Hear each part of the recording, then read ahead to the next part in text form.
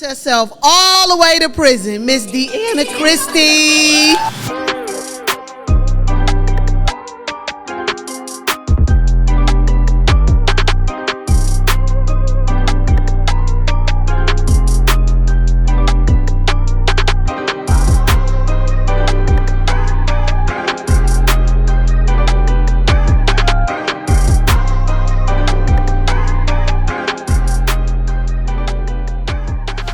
You know what? I don't know what we're going to do with you. Bob, I don't know what y'all done created with this girl right here. I don't know if it's my podcast or her podcast. Welcome, Deanna. Thank you for having me. Thank you. Pull your mic to you more. Thank you for having me. Thank you. How you feeling today? I'm feeling good. You feeling good? Baby, so what's been going on? Because you became the quite TikTok sensation, honey. I don't know. It's just God doing his thing. So tell us, like, since you came out, well, let's go back. So originally you were scared to come out. Definitely was scared, yes. But now that you came out, how do you feel about coming out? I'm glad I did it. A lot of people are coming to me saying that, you know, they see a part of them in me.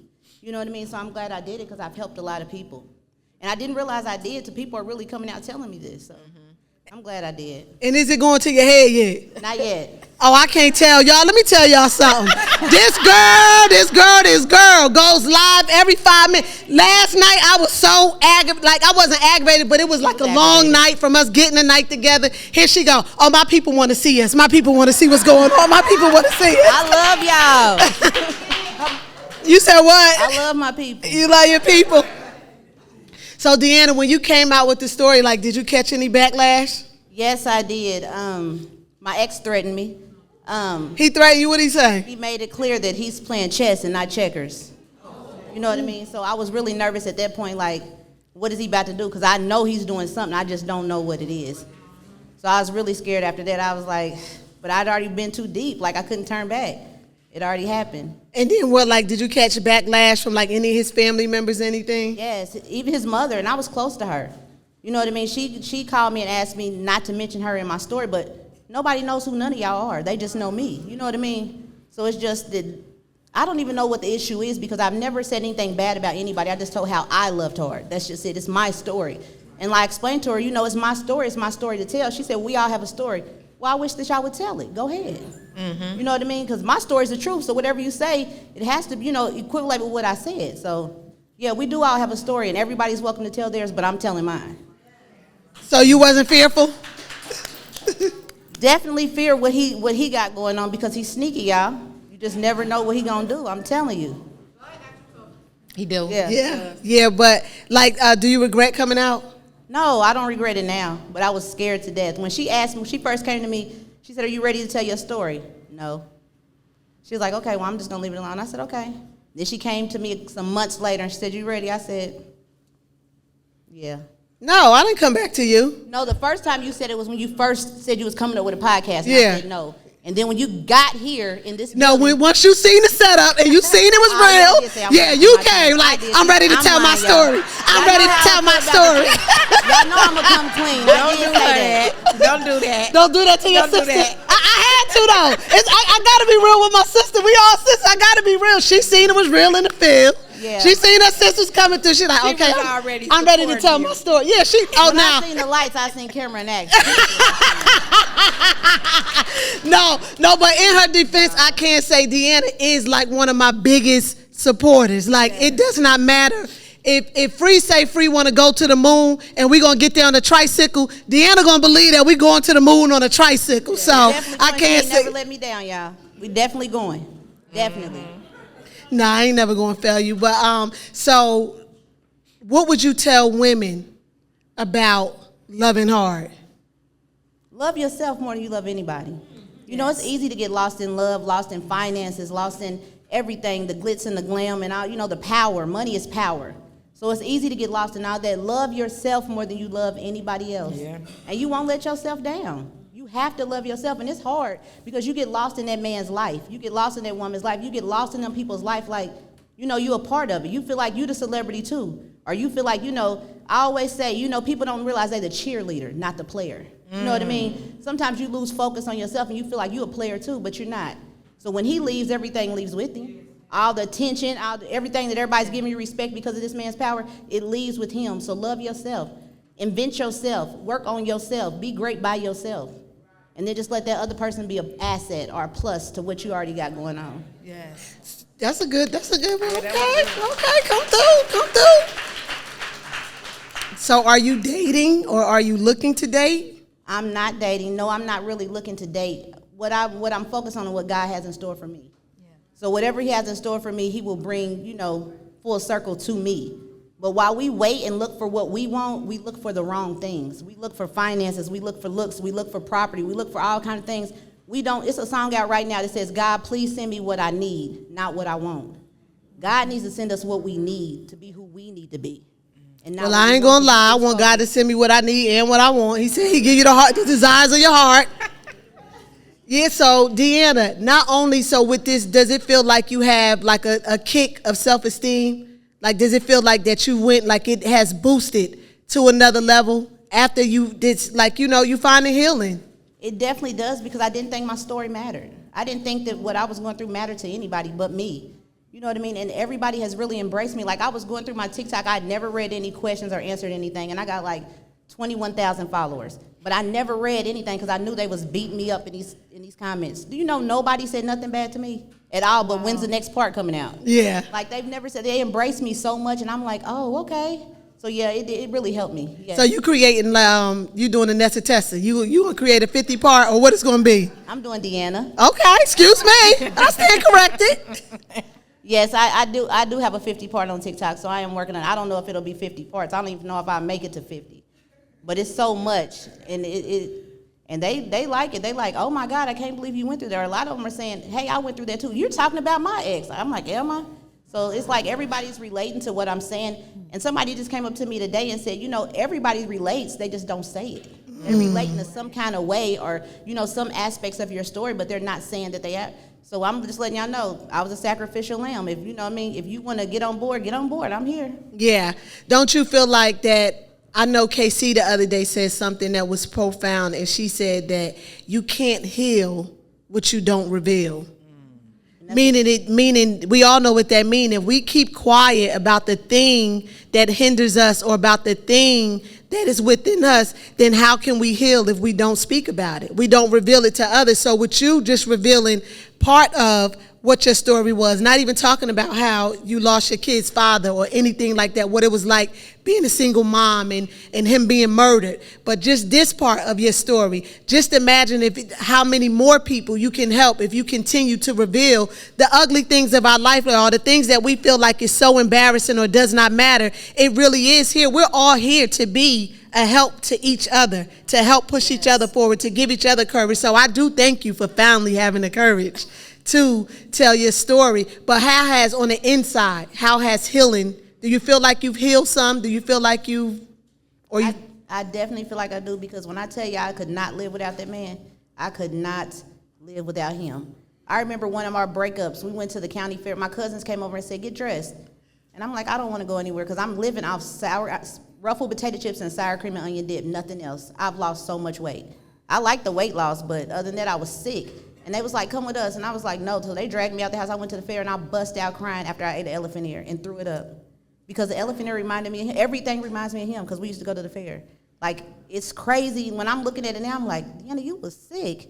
Like, it was crazy, like, how everything reminds me of him. I don't care if I see a car that he used to drive. It reminds me of him. I'm crying. Everything. I was sick. It was terrible. And I'm just glad I found myself, and I'm happy with myself. I'm glad I made that move. I'm glad I came here. I'm glad God put it in steps for me. I'm glad you forced me to tell my story, because she did. But yeah, I'm glad everything happened. I feel like it had to happen this way for me to be here today.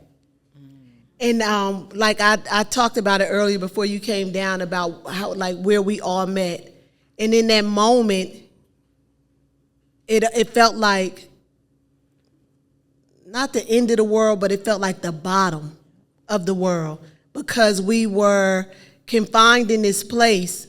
Especially me, I was used to being in prison, and they made me go to camp.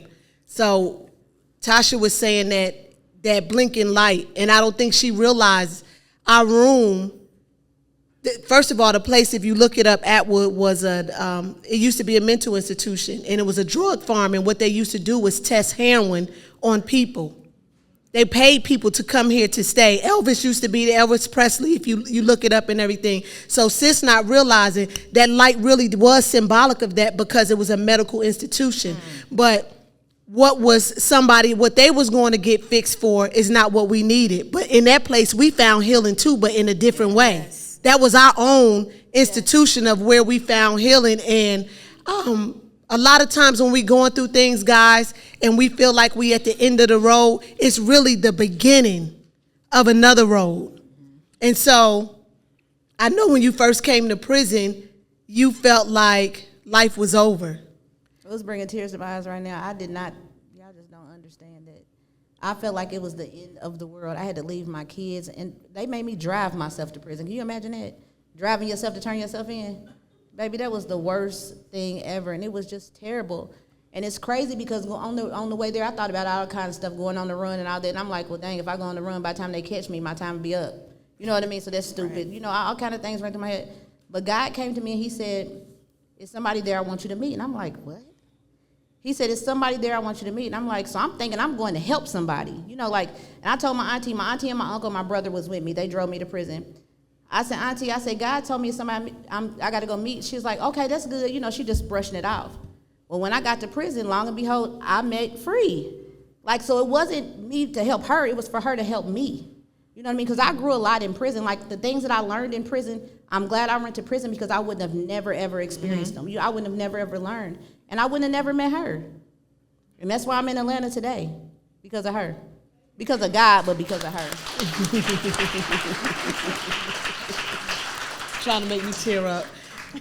And when they first came, what did they say? What did they tell you about me when you first came to prison? Well, one of the girls from they put you on a bus in prison. So if you're from Indiana, you hang with the Indiana girls. If you're from Chicago, you hang with the Chicago girls. If you're from Milwaukee, you hang with the Milwaukee girls. So they found the Indiana girl to, tour me around the prison. So she was touring me, showing me where everybody, hangs at, different people do different things at. And she was like, oh, that's Free over there. She don't talk to people. I'm like, so? I ain't trying to talk to nobody anyway. I'm ready to go home. So full circle, we ended up coming back around, and she came down to my room because I was new, and I guess somebody had told her, something about me, and she came down there, and then ever since the first day she came down to my room, we was together every single day after that. Yeah, and I wanted you to tell that story because, y'all, a lot of times we think we get to a certain age, and you know how we say no new friends, right?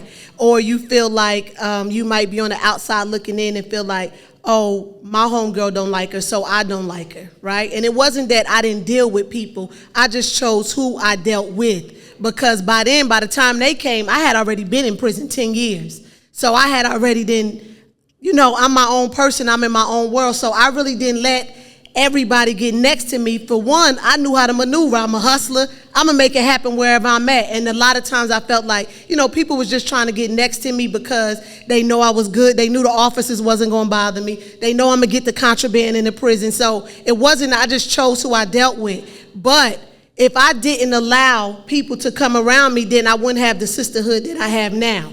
So, no, y'all are not in prison, y'all on the street. But if you can't open up your mind, if you think about it right now, think about the people that you've been around for the last 5 or 10 years, or even girls that you came up with. If none of y'all venture out and meet nobody else, all y'all still gonna be in the same place.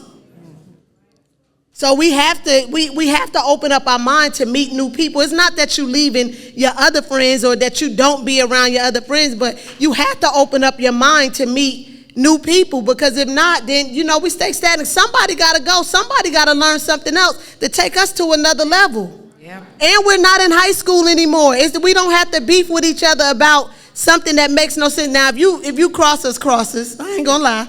I ain't dealing with you.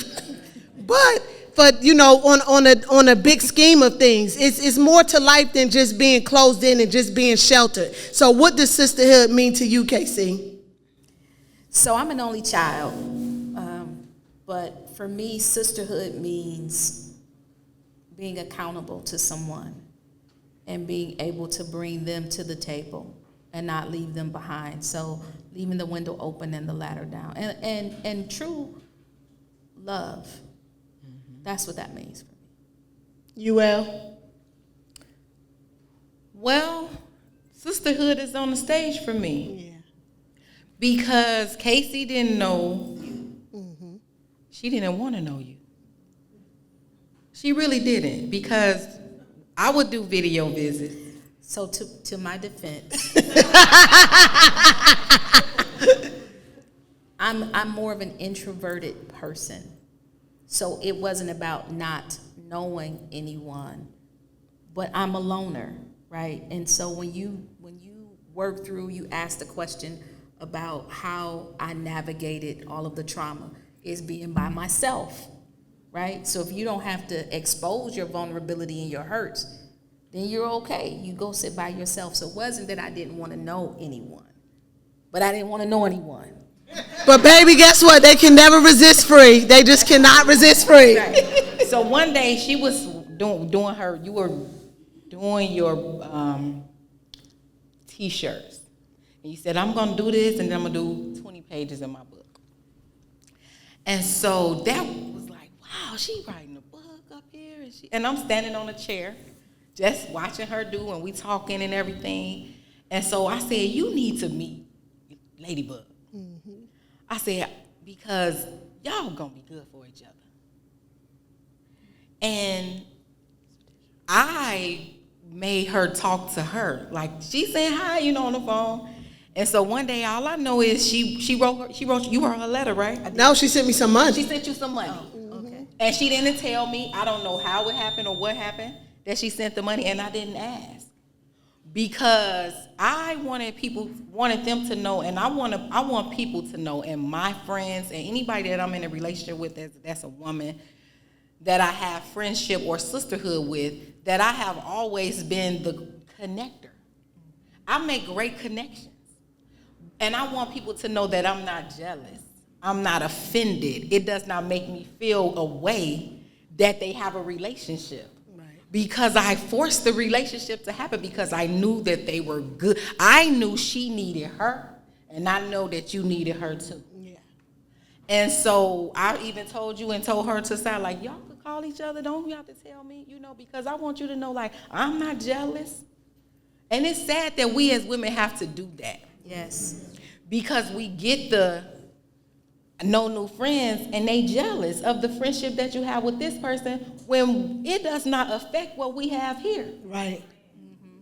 And so I wanted to really begin to do that in that phase of my life. So like I could cultivate relationships with people that I know that they need to partner in, and it's not a thing. And that is what sisterhood for me is. It's showing true, genuine love, true, genuine care, and making connections, knowing that it's gonna benefit me, and if it don't, it don't, right? Mm-hmm. It's not about, it's gonna benefit me in a loving way, because now we all can commune. We all gonna grow. I know that if you go into a door, I'm walking in with you. That's right. Even if I'm not there. That's right. That's right. I know that we are partners, even if it's not, making money. Like we partners. That's what we do. Mm-hmm. And so I just love it, right? And I'm happy to have that today. Yeah. And for you, Deanna, over there crying, what's sisterhood to you?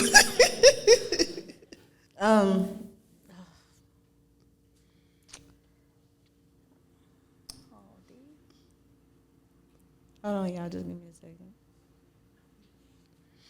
I've never really been around people that just never needed nothing from me.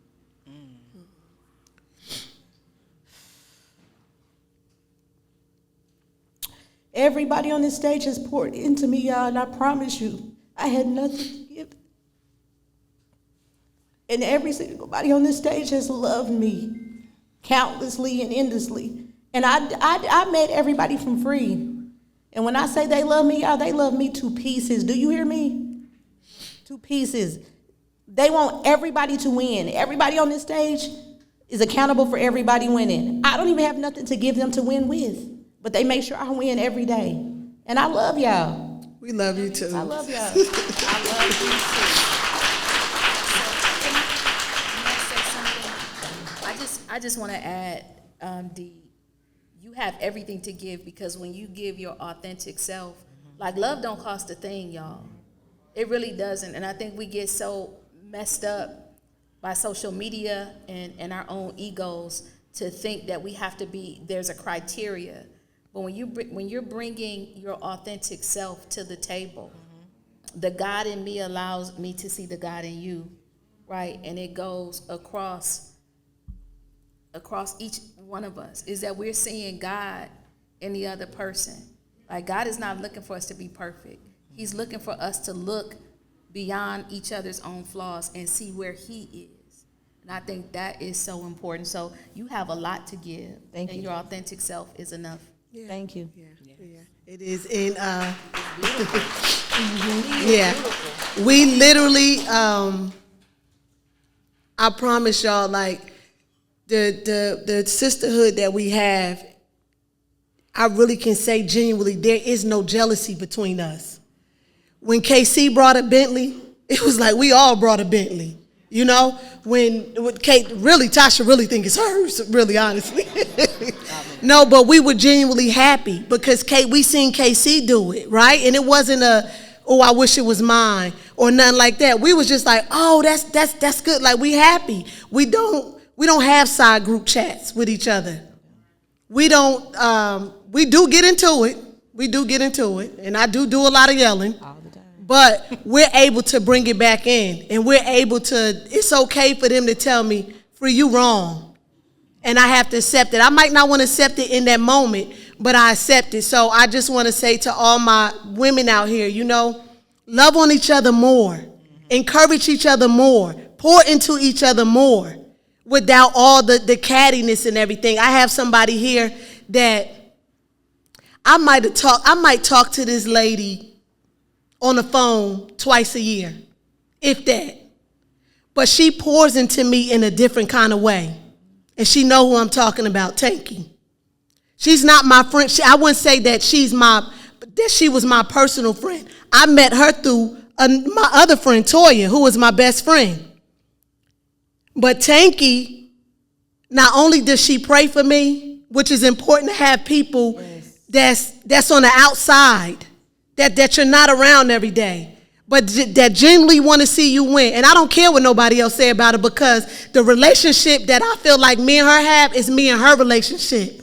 So you can't go off what somebody else would say about a certain person. Not that people talk bad about it, but I'm giving a genuine, I'm just giving a general interview. You have to go off and learn people for yourself. So not only will she pray for me, but she'll send me messages sometimes just out the blue. And I'm thankful for that. So that's an extension of my sisterhood. This is my core. And I have my core friends that we have been friends forever. But then I have people like that, people like Chef Nikki, people who you don't even see me around or wouldn't think that I talk to, but pray for me from afar or send an encouraging word. And we need that. And with this being Women's Month, I just want us to do a better job of pouring and loving on each other way better than what we're doing, because we can be doing better. Instagram really has us fooled. There is no it girls, y'all. There is no it girls. And all the cattiness or what is the gossip page? What's that page? Shade Room. Who? Shade Room. Not the Shade Room. That negative page here in Atlanta. Rough Riders. That's what it is. So I don't knock what anybody does, right? Because I'm far from, everybody know I'm not a saint. We all know I sold more drugs than the law allowed.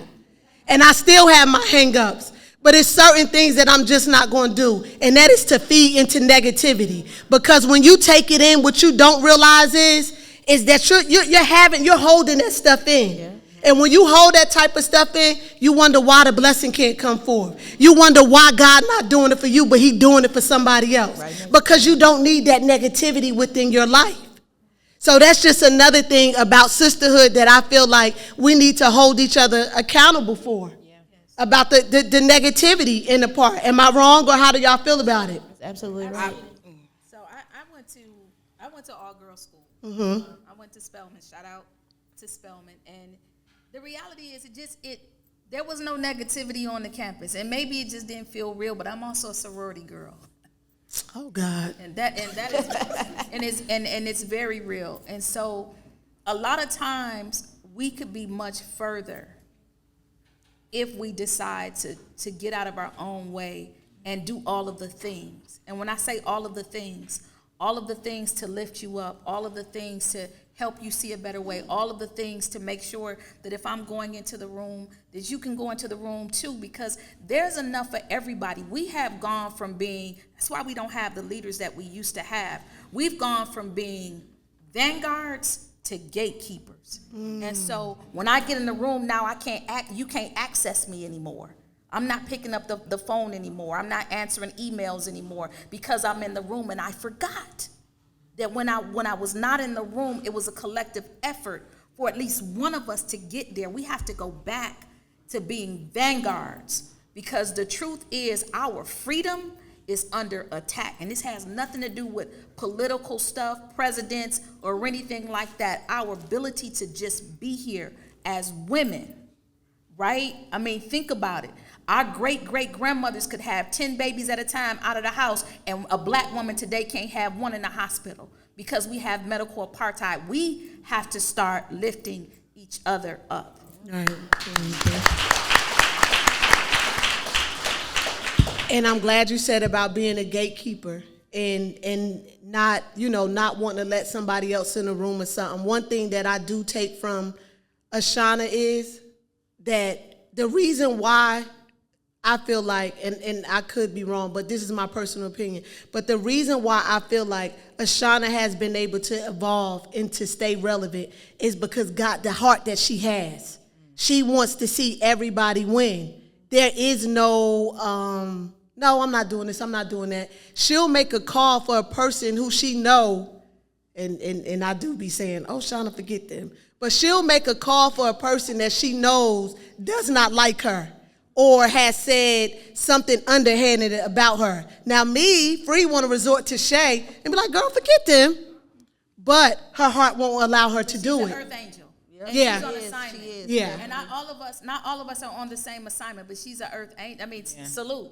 She is an earth angel, and she's on assignment. And that's the other part, is that you got to be careful who you think you don't need to know, because you could be entertaining an angel unaware, but because they don't look the part or sound the part, or they're not with these girls, or they don't have 1.5 million followers on Instagram, we get caught up. That's true. And you gonna miss your blessing. Sure will. Right? So I think that's important. Shout out to Ashana. Shout out to Ashana, y'all. The big dog, not the little one. Woof, woof, woof, woof, the big one.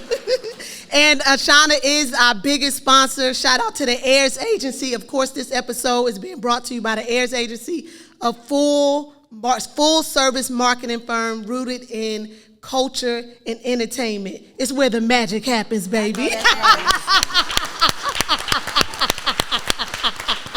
And even like she rubbing off on me like the other day. She told me she was trying to get a deal for the podcast, and she was like, "Well, I made the call. I'm talking, and I've been in talks." And she was saying, "They not looking for this right now. They more so on true crime." So in that moment, my heart could have been like, but I thought of someone that I don't even know this person, right? But she said that they looking for true crime, and in my mind, I know I seen something on Instagram, this guy, and I was like, oh, Shauna, let me send you this guy. Because guess what? What you make happen for somebody else, God will make happen for you. That's that heart checking. It's the heart check, because nobody in this room could say they've never been jealous. Right. Right? But it's in that moment, it wasn't that you were being jealous, but you had to check yourself because your heart felt a way about it. Mm-hmm. And in honesty, it's like, okay, well, it's like, what do? I could do this or I could do that. And a lot of times, us as women, we do the opposite, because I don't care. If I don't get it, they don't get it. Mm-hmm. But it's checking your heart. And I said that to us before, checking our heart to make sure that we are, okay, when we feel that jealousy, we can okay, I felt that. But now what do I do with it? Being honest, because if we don't be honest, it grows. Yeah. Right? And so she has that heart that's just genuine. Mm-hmm. And no matter what, she is making it happen, and it's pouring off on you, Yeah, and I share Shauna. I share y'all, you know? Yeah. I share. I feel like I share my friends. You get what I'm saying? If it's something that I don't do, maybe Toya could do it, maybe Dee could do it, maybe Keisha can do it. I share my friends freely because I feel like the place that I hold in their heart, can't nobody take my place. That's it. Right. Can't nobody take my place. So I'm not selfish with my friends, although I think sometimes they're a little selfish with me. And it's not just sharing, it's protecting. You know, you protect your people, right? You protect them because a person can't bring a bone, right? What makes you feel that comfortable thinking that you can bring a bone? And so that goes to the cattiness that sometimes is prevalent in women relationships, but it's also protecting. Protect. When your sister, when it's storming in her life, don't go and broadcast it. You get an umbrella and you cover her, you protect, and I think that's important. And I also think that when you surround yourself around people who really care about you and who are givers and give back to each other and respect each other and cover each other, it makes you the second person. You know how they say, if you're a room full of millionaires, you're the next one? If you surround yourself around good people, you are the next one, even if it's not in your heart. Once you put yourself in this circle, you are now a part of it. So it just comes genuinely, hey, for you to pay it forward all the time. So you just got to check your circle sometimes. And one thing I want everybody to take away is it's okay to say no. Yes, it's power. It's okay to if the friendship not serving you no more, it's okay to walk away and it don't be no hard feelings. It's okay to outgrow. It's okay to be like, and then not have to talk about them or anything like that. You know, a lot of times we'll feel like that we have to be so loyal, but loyalty is cool, right? But it should not come at the expense of you. And that is a lesson that I had to learn with, you know, when I went to prison. It was a lesson I had to, it was a hard lesson. You know, you feel like you want to be oh so loyal, but you have to think about yourself as well. And it's not being selfish, it's just about you doing what you need to do to grow and to continue to push forward. So Deanna, what's next for you? I don't know, we got to ask God. What do you want to be next for you?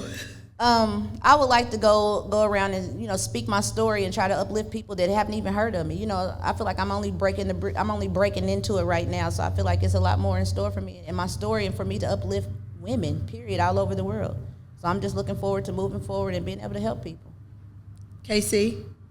For me, it's time and money freedom, becoming a motivational speaker, and You already a motivational speaker, but go ahead.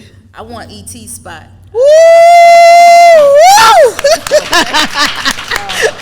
Sis, I used to listen to him in prison on the phone, right? I wasn't on social media. I'd be under the covers like, nigga, I'm coming for you. I'm coming for you. Right, exactly. No, I'd like to be a contemporary of ET. I believe that I have the skills to do that, and also to have my story out there on a big screen. So that's something that I'm in the process of making happen.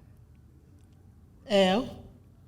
So I would like to help formerly incarcerated people open businesses, like the business that I own, tax offices.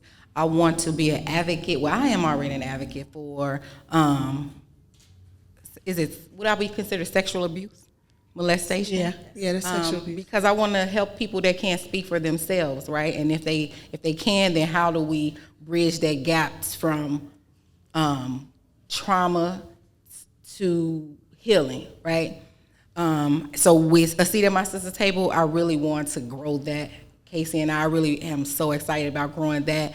And I want to have a brick and mortar location where people can come and learn soft skills and how to really master getting back after being incarcerated to really begin to work, right? Just really supporting that space. And what do you feel like, what can you say to someone, not even a child, but even a grown woman who's still fighting that child that was hurt, that's within them? Hug her. it starts with loving you, right? It starts with, for me, I didn't know how to love myself. I didn't know what love was. I knew how to give it, but I didn't know how to give it to me. Mm-hmm. And so I loved everybody well, but I didn't love me. I could be with somebody and never would love them. That's a lie, right? That's heavy. And so, like Deanna said, just love you first. It's hard. Stay with that uncomfortable feeling. As uncomfortable as it is, find you somebody that you can begin to speak that thing to in private, that you know you can really trust. Cry, and cry some more until you just don't have any tears. And once you have cried enough, get up and do something. Begin to like really work on what you want to do, how you want to heal, what you want to be. And it can happen. It takes one time to make a decision to go. Mm-hmm. And just don't go back. Yeah. And KC, I want you to give the audience a word about moving forward and not looking back.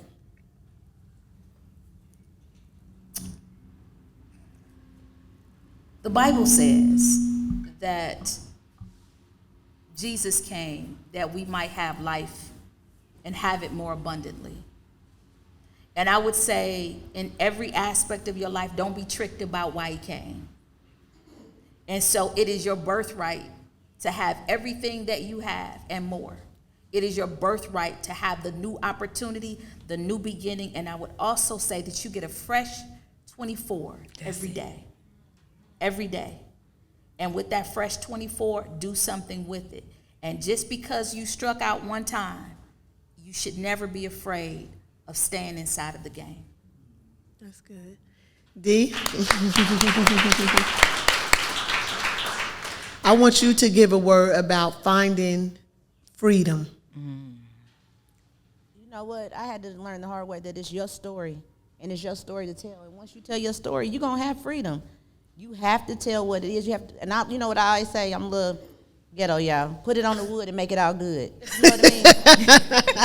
Tell what it is. Tell what it is. Don't let anybody have the power of telling your story. And another reason, I'm going to bring this up, y'all. I'm here because somebody was trying to tell my story. So I had to tell it first. So who was trying to tell your story? My ex was trying to tell my story. Oh, yeah. He was trying to tell my story. He I didn't get to tell y'all this. He threatened me with revealing pictures and all kind of stuff that he shouldn't have been revealing. So I had to go ahead and, tell what it is because I already knew he was going to do it. So I had to just come clean. You know what I mean? This is what I did and this is what happened and it's okay. Girl, you ain't the first to take some pictures, won't be the last, child. That ain't nothing. Right. But it was no, but I understand. Me, yeah. But in doing that, do you realize you took the power from him? Mm-hmm. So he don't have nothing left. What could you come with? Yeah. You can't come with nothing because I told it before you can tell it. And I had this image, so nobody would ever think nothing like that about me. But he was ready to let that image go, baby. Oh, hell, he's gonna turn your DM all the way up. Yeah, I was gonna have a man before midnight tonight. Y'all, I want to open up the floor for questions, but this time when you ask a question, I need y'all to stand up and come right here by where Priscilla at, right here to the line. Any questions? Go ahead, go right there. I have a question. I just have a compliment and a comment I want to give Dee. When I watch your episode, I watched many of them before, but when I watch your episode, it really connected me, and you really was being so transparent. And I don't comment on your stuff plenty of times, and I'm always talking to you, but you was being so transparent, and just to be that transparent, to really tell the real.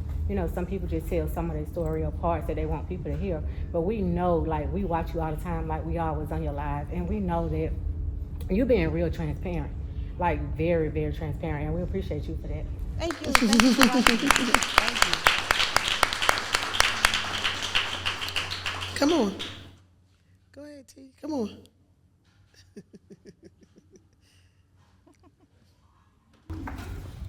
I was actually waiting to speak to you on the side. I've been telling my friends I was going to speak to you, Tasha, right? Me? Yes. Oh, wow. I just want to say thank you. I'm a survivor.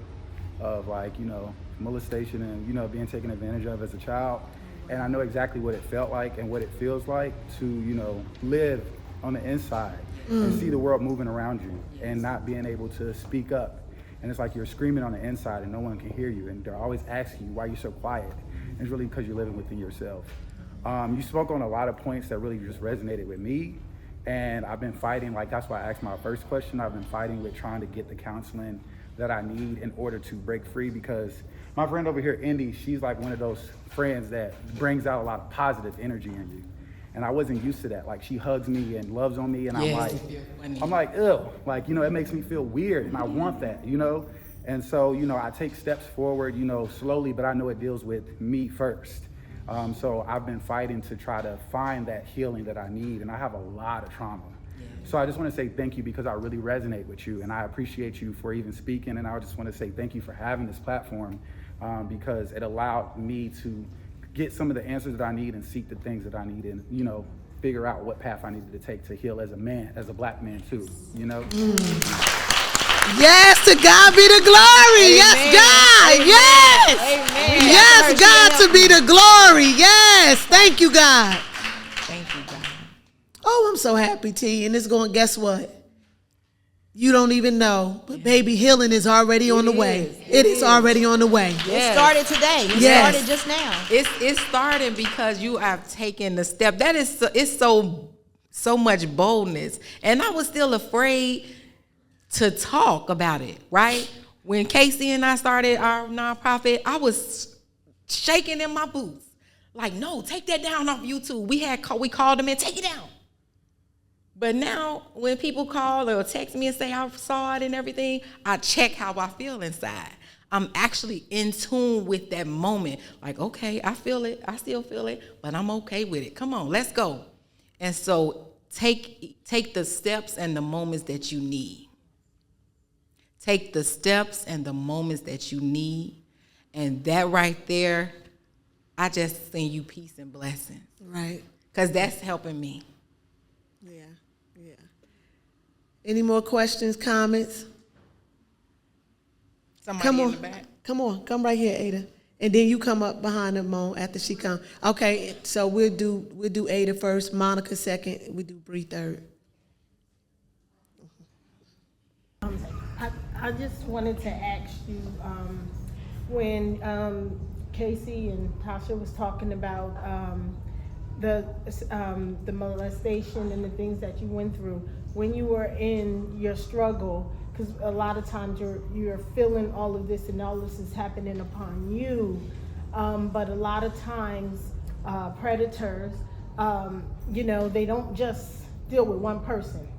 After you were able to break free, and that pun is definitely intended, after you were able to get to that point, were you able to see, or was it revealed that there was other people, other members, family, or It has been revealed to me, but I don't. Or were you able to give any help, or was it other? I haven't been able to speak to them, but I feel like some people use that in the moment so that it could be okay. And for me, they use it in the moment for like, okay, well, he did that to this person, or this person saying it happened to them, or they remember, but they haven't come to me. So I heard it, but they didn't come to me. So what do you do with that information? Right. So I just, if a person doesn't come to me, then we can't have a, you know, and you have to heal for you. So I've heard about it, but it has never come to me. They never came to me to even talk about it.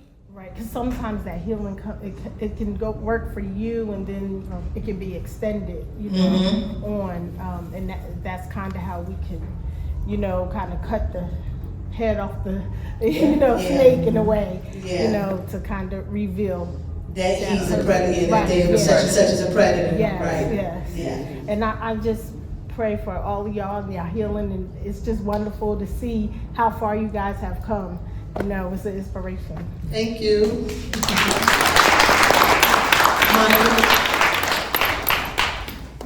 Don't look at my feet, y'all. I've been working. So this question really could be for any or all of you ladies. I've heard this question asked before, and I think it's fitting for this moment. If you could go back in time and talk to your 10-year-old, 12-year-old, 15-year-old self, what would you tell them? I go first. I would tell my 10-year-old self, girl, you gonna stay in some hot water, but guess what? God gonna get you through it. Yeah, that's what I would tell myself. I wouldn't go back, and the reason I wouldn't go back is because I believe I'm the total sum of my experiences. Like that's where how KC was created, right? So I don't know if I would go back because I think our steps are always ordered, and God knows. Okay. D? I would just tell myself, learn from your experiences, learn from each one and hold on to each one, and it'll help you grow. I would have told myself to fight and not be afraid. Thank you. Yeah.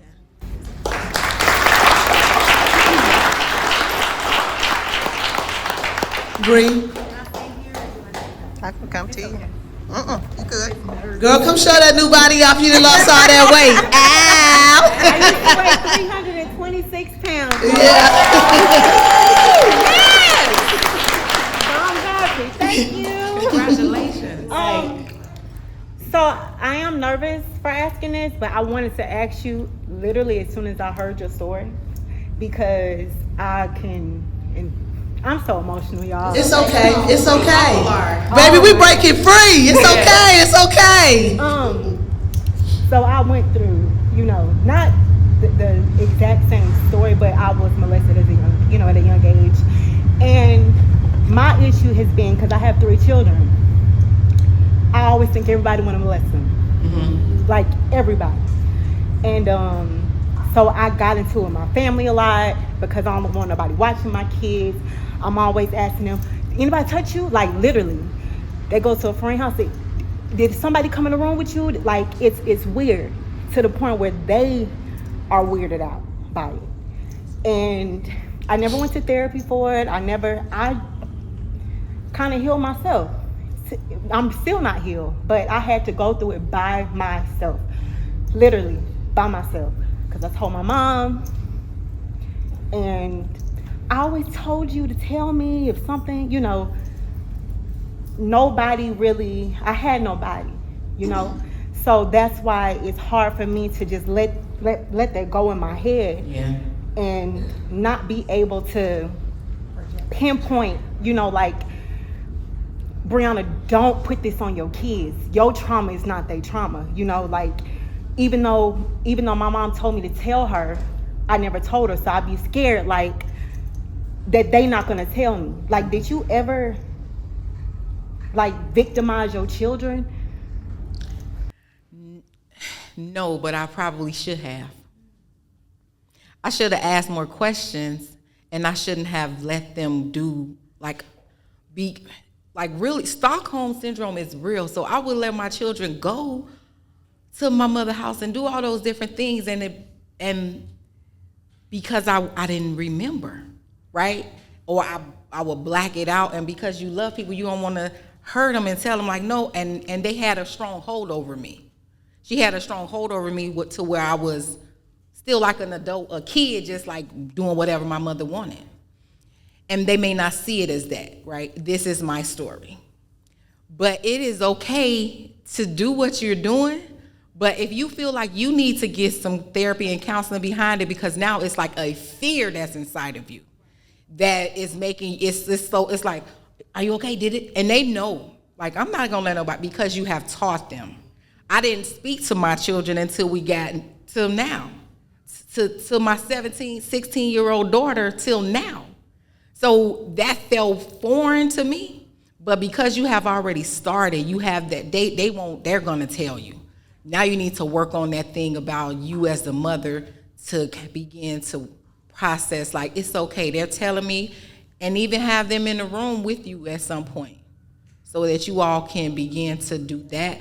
But I think that it's okay. Never be down on yourself for Protecting your kids. children. Yeah, yeah. Any more questions, comments? No? Okay, so for these 3 girls right here on the front, I have a question. Whoever get the question, and the reason why they flew in, you flew in from Virginia, St. Louis. So whichever one of y'all, it's only one jacket left. I can't give all 3 of y'all one. It's one left. So whoever get the question right, that's who's gonna get the jacket. So tell me, what was the first episode of Break Free Podcast? Oh, the first episode. Oh my gosh, I can't tell you, but the lady. Oh, you know her name? Okay, so it's a girl. She was a stripper, and then she became a pastor. That was the first episode? And no, because they flew in, so I want to give them a chance. Okay, let me give another question. No, the first episode was me. That was episode 1. Okay, so tell me, right. Yeah, that Mazzani was the second episode. Tell me, what episode are we on? Oh, y'all ain't gonna get no jacket, baby. Y'all ain't gonna get no jacket. 11. She got it. We on 11. Yeah, we on 11. Okay, she got that. Yeah, give it to her. It's many 10 episodes. Yeah.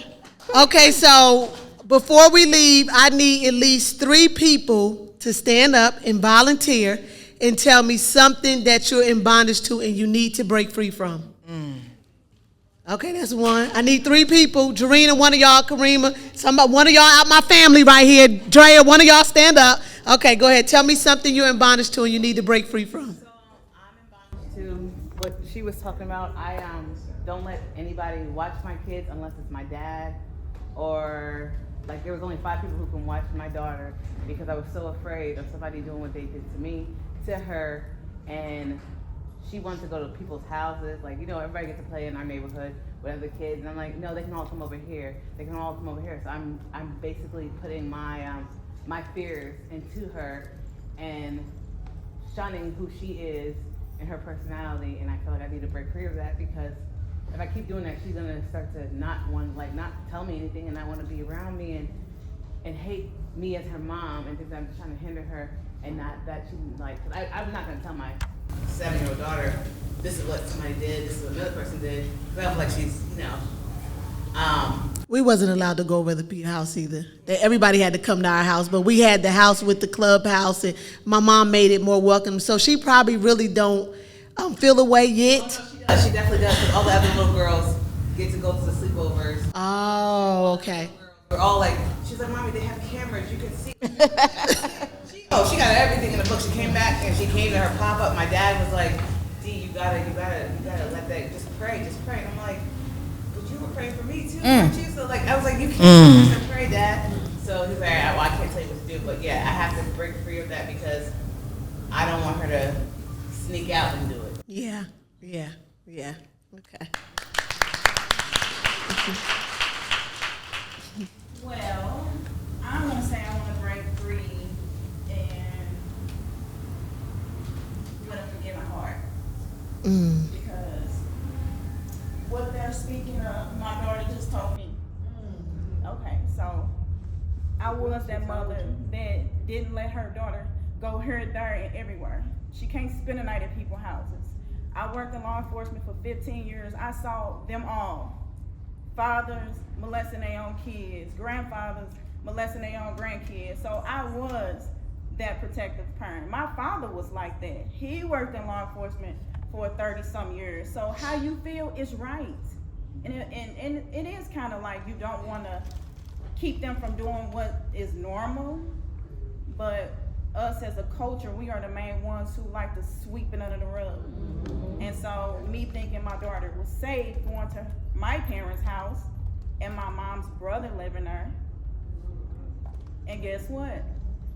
Yeah, somewhere where you think your kids are safe. So parent how you want to parent. And it got to a point when I was like 20-something, I was like, dang, that's why my daddy didn't like us doing this. When I started working at the jail, now I understand why we couldn't spend the night at people's house, why we couldn't do this, but everybody was allowed to come to our house. So we're still going through the process because I don't sweep shit up under the rug. So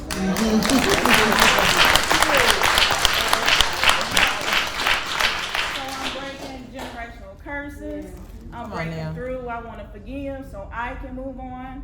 So with all of that being said, don't feel bad for parenting your kids and protecting them. That's what you're supposed to do. That's it. Karima? I would definitely say, like, I feel like I'm in bondage for feeling like I have to save the whole world. Like, I never spend enough time on myself, with myself, or for myself. Because I feel like when I think about, women who have been directly impacted, I just want everybody to get a second chance and be successful. So that's mine.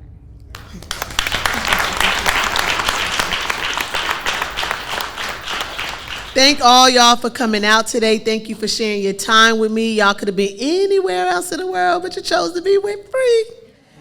And I pray that something was said today that helps you in a way that helps you see somebody else, to love bigger, to dream bigger, to do bigger. I got to thank my team. I love you guys so much. Jamisha, Fredo, Bob. Where you at, Bob? Where Bob at? Hiding. Don't make no sense. And then I have to thank my extended team. I forgot Jamisha is part of our normal team. Jamisha, thank you so much. I love you for everything that you do. All the email and everything that you do, and she do it so gracefully and never complain. And my extended team, my mom, my sister, Talisha, Monica. I cannot forget Precious and my Aunt Cindy, because, baby, I would never live it down if I did. But I just thank y'all so much for continuing to give me your time and your energy and just believe in my dream. And the train may be moving slow, y'all, but I promise it's going to choo-choo one day right on out the park. Shauna, I love you so much. I thank you.